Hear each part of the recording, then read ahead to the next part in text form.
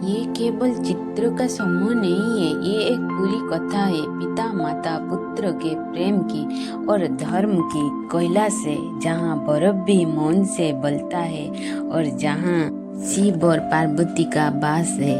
जी ने नंदी को बोलती है, नंदी जब तक मैं भीतर हूँ कोई भी यहाँ प्रवेश ना करे। फिर नंदी बोलता है, माँ मैं यहीं बैठ जाती हूँ, कहीं भीतर नहीं जाएगा।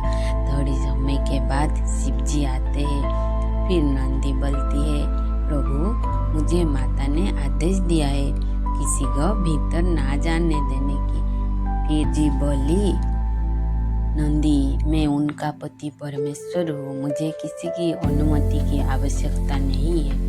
फिर नंदी बोली, प्रभु आपके आगे मैं कुछ भी नहीं हूँ। शिव जी अंदर जाती है। पार्वती जी ने बोली, स्वामी आप भीतर कैसे आए? नंदी ने आपको रोका नहीं? शिव जी बोली, नंदी मेरा अनन्य भक्त है, मेरा पद को रखने में किसी का सामर्थ्य नहीं है। फिर पार्वती जी ने बोली, परंतु प्रभु उसे मेरी आज्ञा का मान रखना चाहिए था। पार्वती जी ने सोचे, मुझे ऐसा कोई चाहिए जो मेरी आज्ञा का उल्लंघन ना करे। तो पार्वती जी ने अपने ही शरीर की मेल से एक पुत्र बनाई और उसको जीवन दान दी। और पार्वती जी ने उसी पुत्र को द्वार पर खड़ा करके अंदर स्नान करने के लिए गए और पुत्र को कहा, पुत्र मैं स्नान करने के लिए जा रही हूँ, जब तक मैं ना लौटूं कोई भीतर प्रवेश ना करे। गणेश जी ने बोली, माता आप निश्चिंत होकर जाइए और स्नान कीजिए, मैं द्वार की रक्षा करूँगी। तब शिव जी आती है। शिव जी ने देखा कैलाश की पवित्र भूमि पर एक बालक द्वार पर खड़ा है, निडर और आज्ञाकारी। महादेव अंदर जाते हैं पर बालक नहीं हटता है। फिर शिव जी बोलती है, मेरे मार्ग से हट जाओ बात। पर बालक नहीं हटता क्योंकि उसके लिए माँ की आज्ञा ही सर्वोपरि है। गणेश जी बोली, माँ ने आदेश दिया है किसी को भीतर प्रवेश ना करने के। फिर शिव जी ने बोले, ये आदेश मेरे लिए नहीं है, मैं पार्वती का स्वामी हूँ, हट जाओ बालक। फिर गणेश जी ने बोली, कदापि नहीं, जब तक माँ आदेश ना दे किसी को भीतर जाने नहीं दे सकता। शिव जी क्रोधित होकर बोले, जिद मत कर नादान बालक, मेरे सामने से हट जाओ। फिर माँ जी आए और बोले, शांत शांत प्रभु, ये नादान बालक है, मैं उसे समझा बुझा कर स्वयं हटा दूंगा। फिर ब्रह्मा जी बोले, रुक जा बालक, मैं जगत पिता ब्रह्मा हूँ। फिर गणेश जी ने बोले, आज तुम मेरे निर्णय से बच नहीं पाओगे, जगत पिता हो या देवता, मुझे कोई भय नहीं है। फिर ब्रह्मा जी ब्रह्मास्त्र छड़े और बोले, बालक इससे बच के दिखा। ब्रह्मा जी और बालक के मध्य ये संघर्ष कुछ समय तक निरंतर चलता रहा। ब्रह्मादेव ने अपने अस्त्रों का प्रयोग किया किंतु बालक पर उनका कोई प्रभाव नहीं पड़ा। अंततः ब्रह्मादेव का धैर्य टूट गया। उन्होंने स्वीकार किया कि बालक उनके बस में नहीं है। तो ब्रह्मा जी ने महादेव से कहा, महादेव मुझसे ये बालक नहीं संभाला गया, आप ही कोई मार्ग दिखाइए। जब धर्म और कर्तव्य टकराता है तो देव भी रुक जाते हैं और एक क्षण में सब कुछ बदल जाता है, सृष्टि मौन हो जाती है। जब सभी देवता हार मान गए तो शिव जी ने क्रोध में आकर अपनी त्रिशूल से गणेश जी का सर छेदित कर दिया। नमः शिवाय।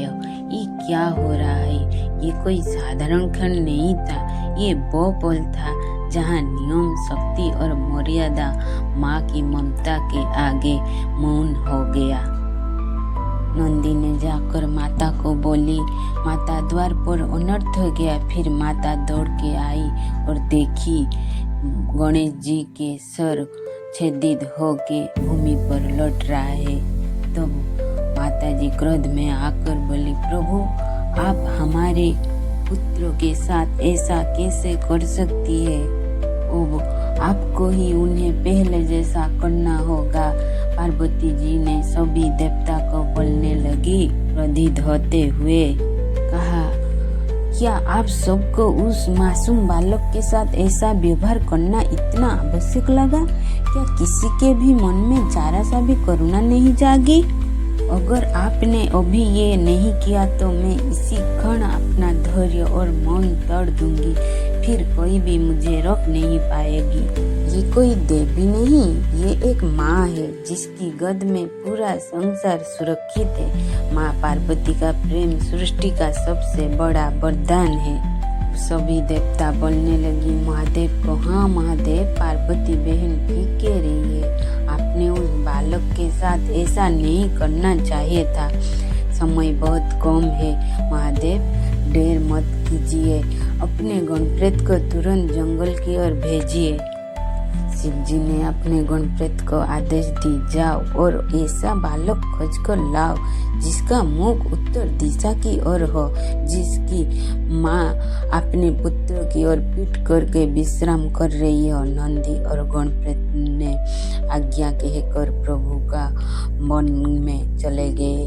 उनके इस निर्जन वन में कोई भी जीव ऐसा नहीं मिला तो एक हाथी मिला जो शांत और धीर।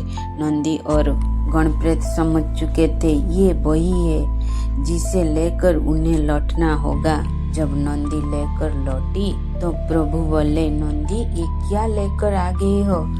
तब नंदी बोली, प्रभु आपने जो आदेश दिया था उसके अनुसार हमें यही प्राप्त हुआ, इसलिए हम यही लेकर आए हैं। फिर ब्रह्मा जी बोले, सोचने का समय नहीं है महादेव, इस मस्तक को जोड़कर बालक गणेश को जीवित करो। प्रभु ने हाथी का मस्तक लगाई, गणेश जी को जीवित किया।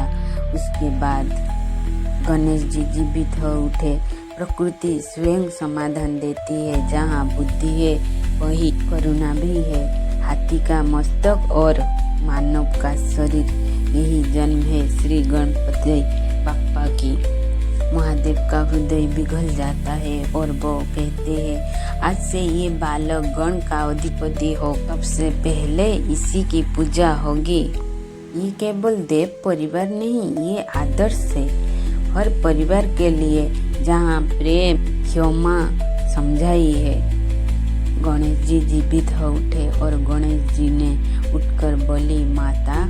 फिर माता ने बोली, मेरी प्राण, मेरे लाल, मैं जीवित देखकर माँ का हृदय भर आए हैं। फिर गणेश जी ने बोली, माँ क्या सच में मैं वापस आ गई हूँ? पार्वती जी ने बोली, हाँ पुत्र, आज से तुम केवल मेरे बालक नहीं, संपूर्ण सृष्टि के विघ्न हरता हो।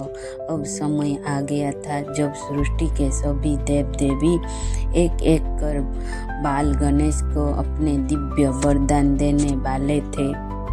ब्रह्मा जी ने वरदान दी, गणेश मैं तुम्हें बुद्धि और विवेक का वरदान देती हूँ ताकि तुम हर संकट का समाधान बने। वासुदेव ने वरदान दी, बस मैं तुम्हें ये वर देता हूँ कि जहाँ तुम्हारा वास होगा वहाँ को भी अभाव नहीं रहेगा। फिर इंद्रदेव, सूर्यदेव और अन्य देव सब वरदान देने लगे, गणेश मैं तुम्हें ज्ञान और सृष्टि के रहस्य को समझाने की शक्ति प्रदान करती हूँ। गणेश मैं तुम्हें शुभ कार्य से पहले तुम्हारा स्मरण होगा और बिना तुम्हारा कृपा कोई कार्य पुण्य नहीं होगी। जब बालक गणेश को देवताओं ने वरदान दिए, सृष्टि को लगा संतुलन स्थापित हो गया। पर जहाँ शक्ति होती है वहाँ अहंकार भी जन्म लेता है। अभिमान टूटा, देवताओं की पुकार गूंजी, गणेश हमारी रक्षा करे। ये कथा है उस घमंडी गंधर्व ध्वज की, जैसे श्राप ने बना दिया विकराल मूषक, पर अंत विनाश में परिवर्तन था। एक उग्र दैत्य झुका प्रभु के चरण में और बन गया गणेश जी का वाहन मूषक। मूषक सिखाता है अहंकार कितना भी बड़ा हो बुद्धि के सामने छोटा पड़ जाती है। जहाँ गणेश है वहाँ भय नहीं, जहाँ गणेश है वहाँ विघ्न नहीं। आज अपने मन से कहे ओं गं गणपते नमः, ओं नमः शिवाय, ओं नमः पार्वती जी की नमः। और विश्वास रखें हर शुरुआत मंगलमय होगी। जय गणेश, जय हर हर महादेव, जय माता जी।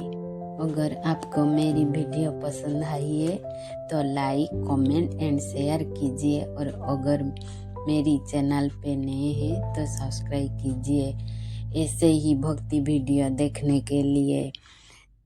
गणपतये नमः।